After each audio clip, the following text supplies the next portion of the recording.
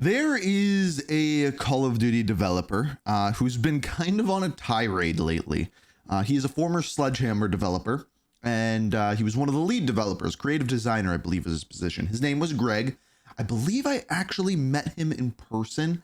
I can't remember which game it was for, but I believe I met him in person. But recently, he went on the Going Dark podcast, which is T-Dog's podcast, which I have been on in the past, and talked about developing Call of Duty and some secrets behind it. Now, that's a 2-hour podcast. Fortunately, Who's Immortal, or Zach, made a video breaking down some specific parts from that. I might go through the podcast myself and pull out some other parts as well for a future video. But for now, while I have time, we're going to check out Zach's video and see what he has to say about it. Ladies and gentlemen, hey, hi, how you doing? Hey. Welcome back to the channel. Thank you so much for stopping by.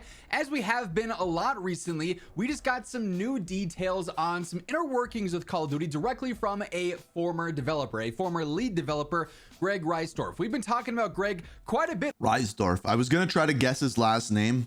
I might have been close. Over the past month or so, he's been posting a lot of really interesting information over on his Twitter, giving us insight. He actually responded to me about a question. I'll try to pull that up while Zach into talks Call here. of Duty now that he's actually left the franchise. He previously was just the lead director, the creative director, I believe, at Sledgehammer Games. So he was working on the game as a lead as recently as MW3 and a whole lot before like last that. year. He recently jumped on the Going Dark podcast from T-Dog, Smitty, and Chopper and gave us even more insight into various things with COD, including skill-based matchmaking. It's very rare you hear devs themselves, while they're active on a game, talk about it when it comes to, the topic of skill-based matchmaking as a whole. But even after people leave the company, they leave the studios, it's usually not something that ever gets detailed like this. So this is just like a good example of some of the things that he's been saying and answering and things like that.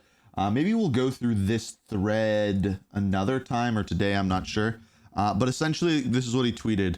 Call of Duty World War II is out today on Game Pass, so you can kind of get an idea when this is from. May your supply drops be abundant and your dupe rate be low. Please make sure to enjoy my favorite map, Ardennes Forest, which is up there. It's a good map. Then I said, if you were to do a new system to increase player attention, but less like gambling, like supply drops, but legal everywhere in the world, what would you recommend? So that's what I said. And he responded saying, a retention system is only as good as its rewards. I would focus on the rewards and make sure you are providing more than just double XP or filler content. Completely agree with that. Once you have a good rewards and a way to consistently make them at scale, you can focus on your schedule of reinforcement. So he actually said focused on what the rewards are and not what the system is. And I only somewhat agree with that. I think you do have to have a decent system that's enjoyable and not just XP earn rates.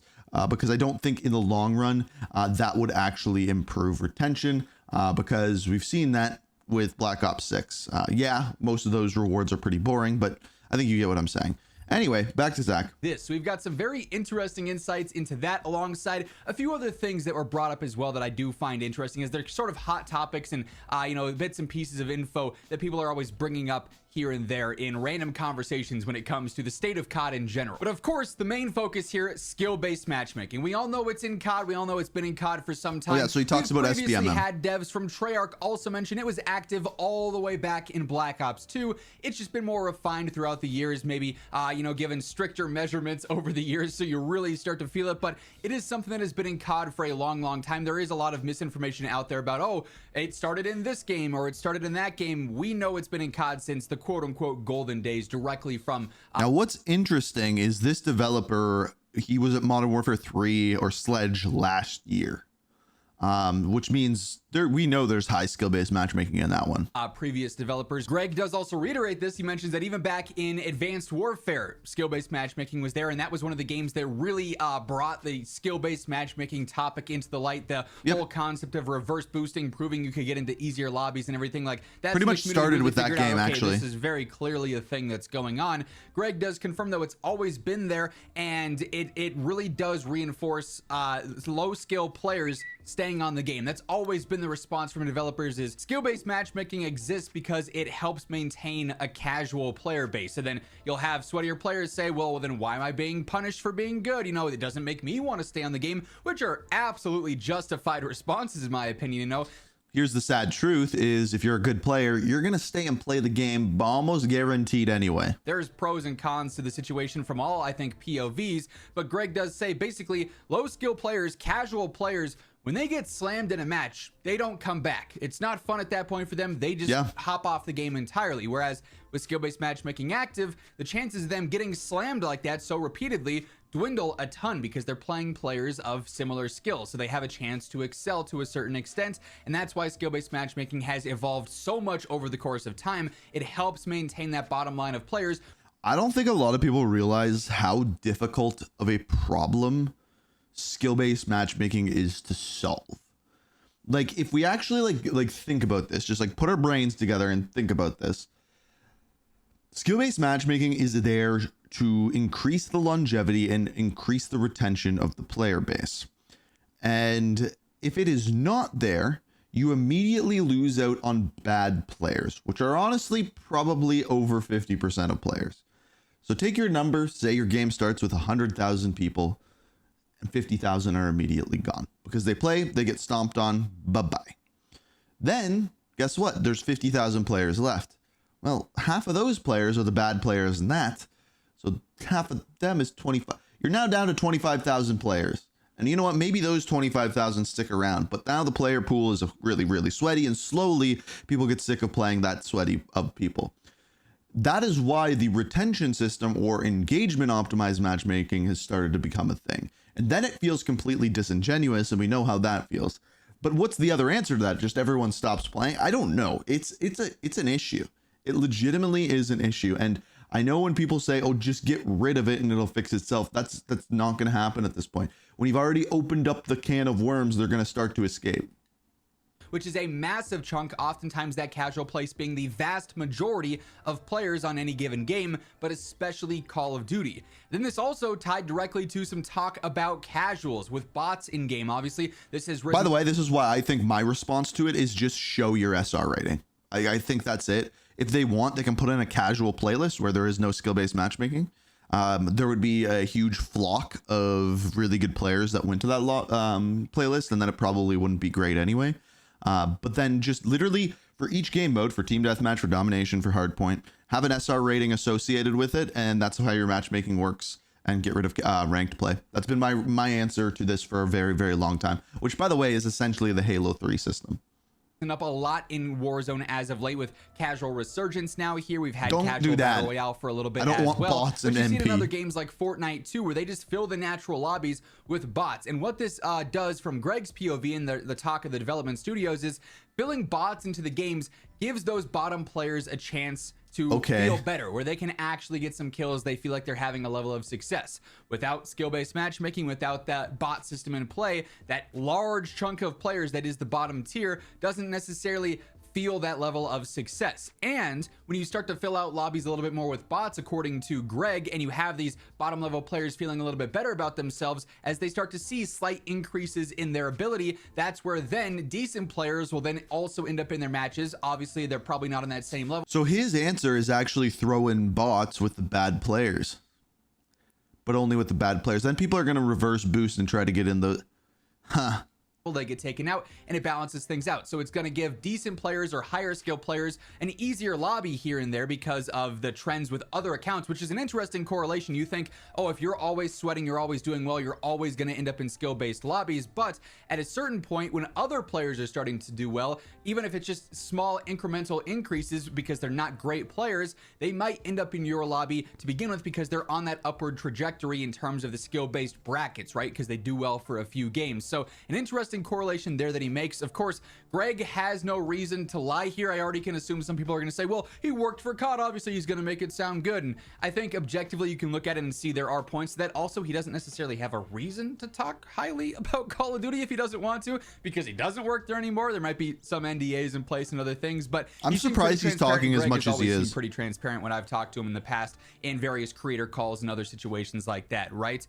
He also brings in a really interesting point with crossplay with skill-based matchmaking. And this isn't necessarily something that always is correlated one-to-one when you're talking about SBMM as a system in general, right?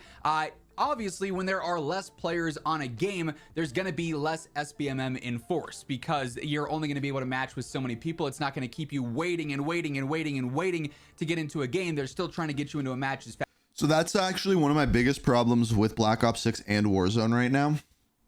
And I've talked about this before many times. So like I know a lot of these topics you've heard me say this stuff, but with how fast in a game like Marvel Rivals people get into a lobby, this game is not hitting that standard. And again, Marvel Rivals uses bots, and give it a year.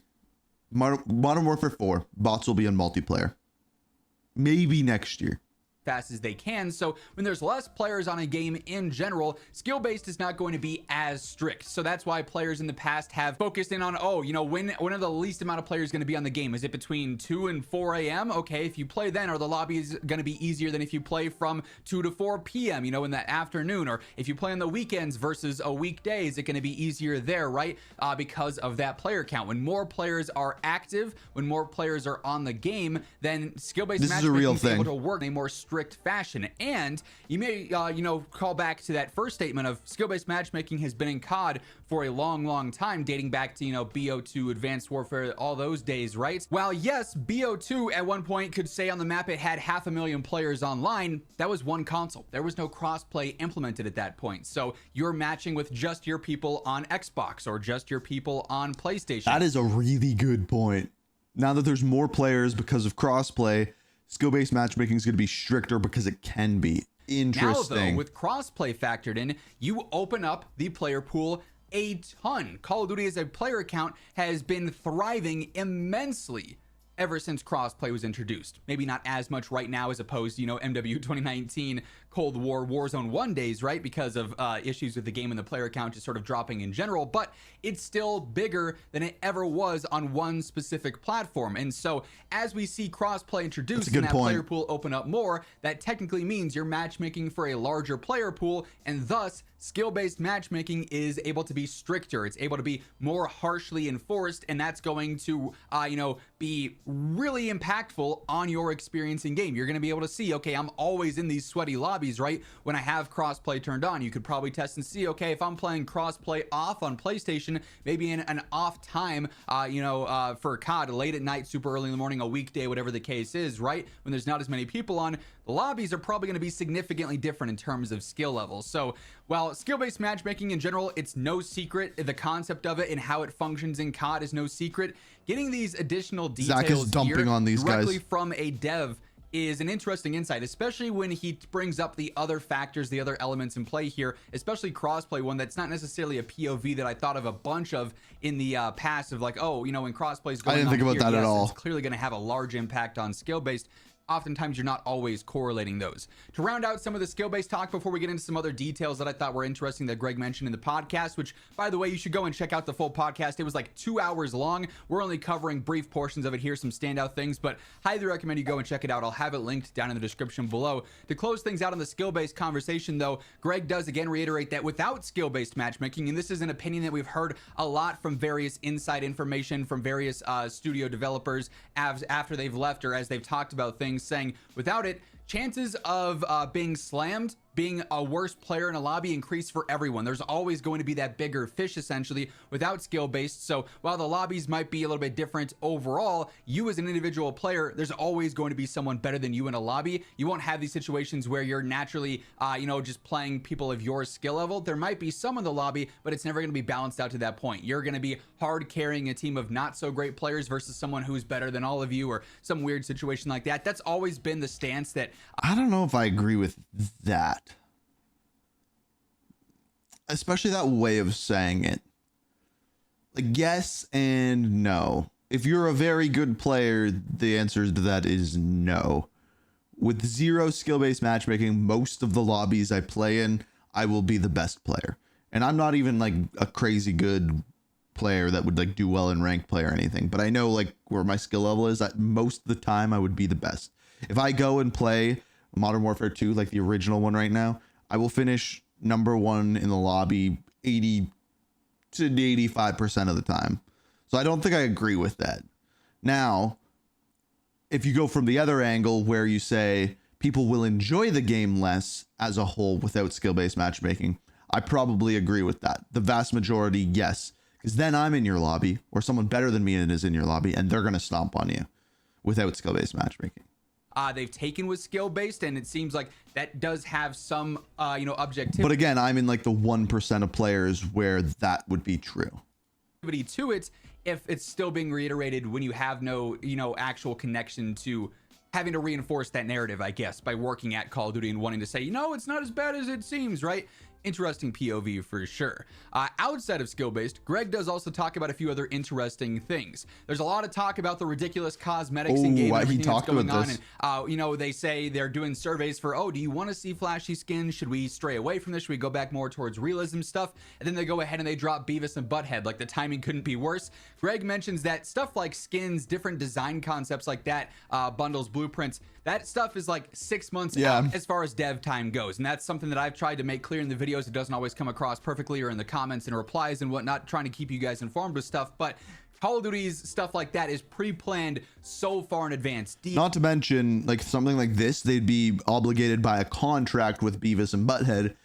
Not specifically them, but you know what I mean? That they would have to be doing this DLC, anyway. Seasons, skins, stuff like that is so far out. Greg does mention that those processing times for stuff, the creation time and the dev time for stuff like that, is going to be a lot more reactionary in the future, quicker in the future with the help of AI. So that could be something to look out for. But as far as like seeing survey results or feedback directly impact gameplay, I need to watch this podcast. A lot of that stuff won't happen for months on end because they are in the process of making those updates, making the dev changes based on the feedback, but it can't get implemented for 4, 5, 6 months down the road.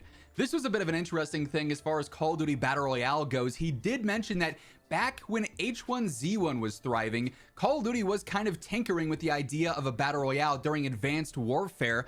They never really went in on it because they thought it was something so different, so out there it probably wasn't possible. But before Fortnite was a main thing and Call of Duty reacted with Blackout and everything, they were contemplating getting into that Battle Royale space primarily because so they of didn't H1Z1, start it, which is kind of interesting there.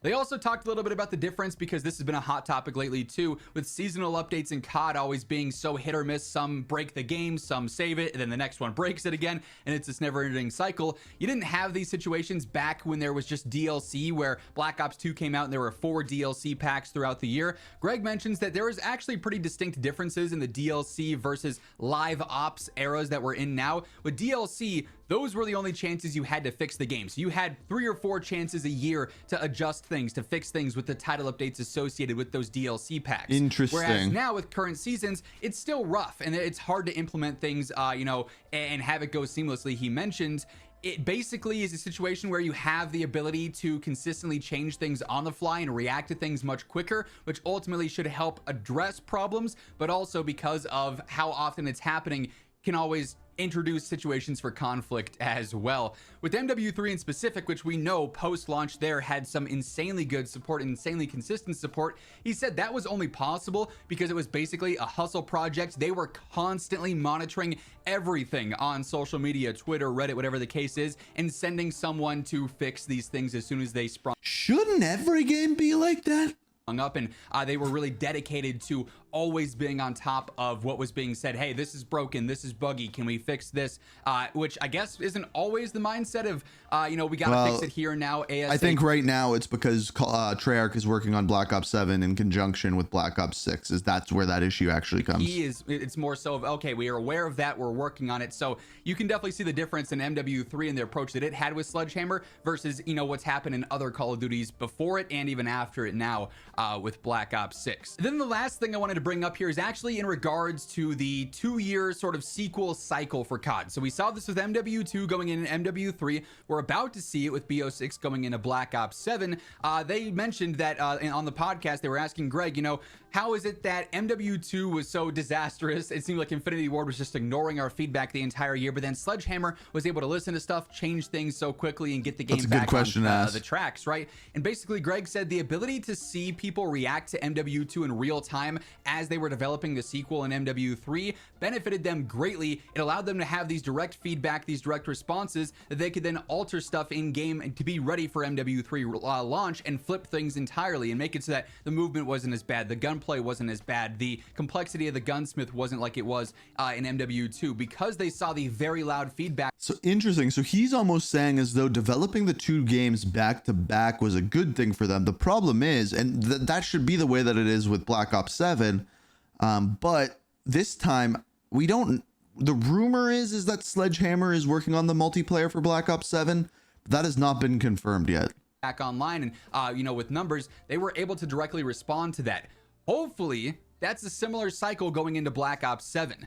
They're seeing the loud feedback online about Black Ops 6 and what's not working now, how it's been so problematic with the updates, certain gameplay features just not hitting with the community. Hopefully Treyarch's able to apply that same thing of, okay, we see the live feedback now, well, we might not have the time or ability to change it entirely for Black Ops 6. It's something we can have set aside and ready for Black Ops 7 launch. So that does give me a bit of hope there, considering they were so aware of that feedback during their dev time on the follow-up sequel there. But yeah, some pretty interesting insights from Greg yet again. This has almost turned into a weekly series detailing what Greg Reisdorf has talked about and given us as far as insight into Call of Duty development has been. Obviously, if he I wonder if I could get him on for a video. I should look into that. To give us, you know, information on some of the hotter topics, more controversial topics in the COD scene. I'll be sure to keep you guys up to date. So if you want to be in the know for that, alongside everything else going on in COD, be sure to hit that subscribe button, turn on those post notifications. If you enjoyed this video, drop a like on it. I will drop. You know what, Zach? Right there. Drop the like on it. Go subscribe to Zach. He's a legend. He's so damn close to 1 million subscribers. We need to get him there.